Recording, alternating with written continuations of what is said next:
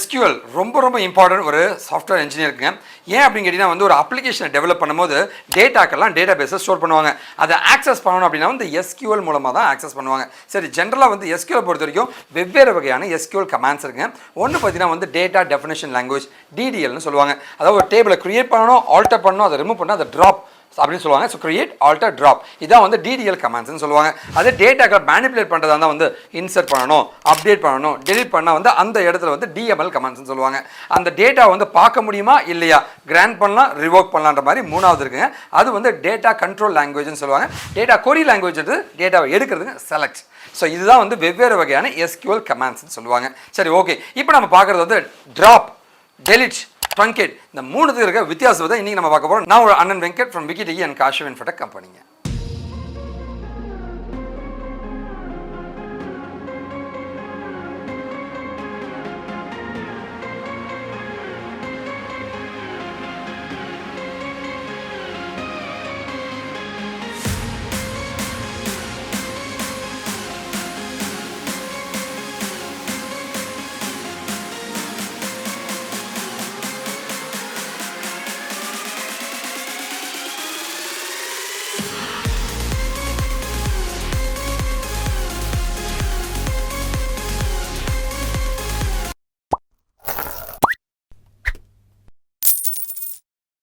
First பார்த்தீங்கன்னா delete table. ஒரு table இருக்குது அப்படின்னா ஒரு எம்ப்ளாயி டேபிள் இருக்குங்க, TBL_employee ஒரு டேபிள் இருக்குங்க.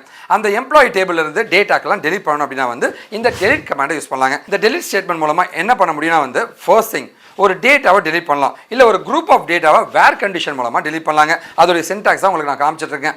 டெலிட் ஸ்டேட்மெண்ட்டை பொறுத்த வரைக்கும் டேட்டாவை ரெக்கவர் பண்ண முடியும். அதாவது லாக் பண்ணி வச்சிருப்பாங்க, என்னெல்லாம் டேட்டா இருக்குன்னு நோட் பண்ணி வச்சிருப்பாங்க, தேவை நம்ம ரிட்ரீவ் பண்ணிக்க முடியும். இது டேட்டா மேனிபுலேஷன் லாங்குவேஜ்னு சொல்கிற DML கமாண்டை சேர்ந்ததுங்க.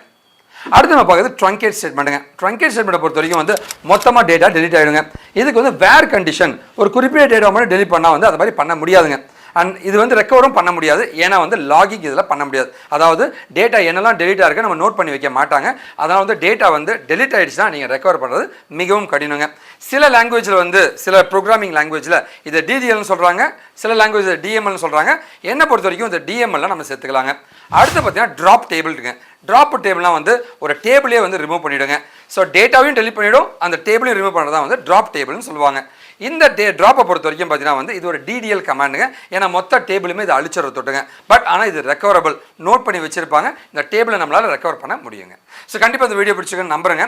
நீங்கள் டெக்னாலஜி படிக்கணும், IT குள்ள எப்போ நீங்கள் காண்டாக்ட் பண்ண நான் உங்களுக்கு உதவி பண்ண தயாருங்க. நன்றி, வணக்கம்.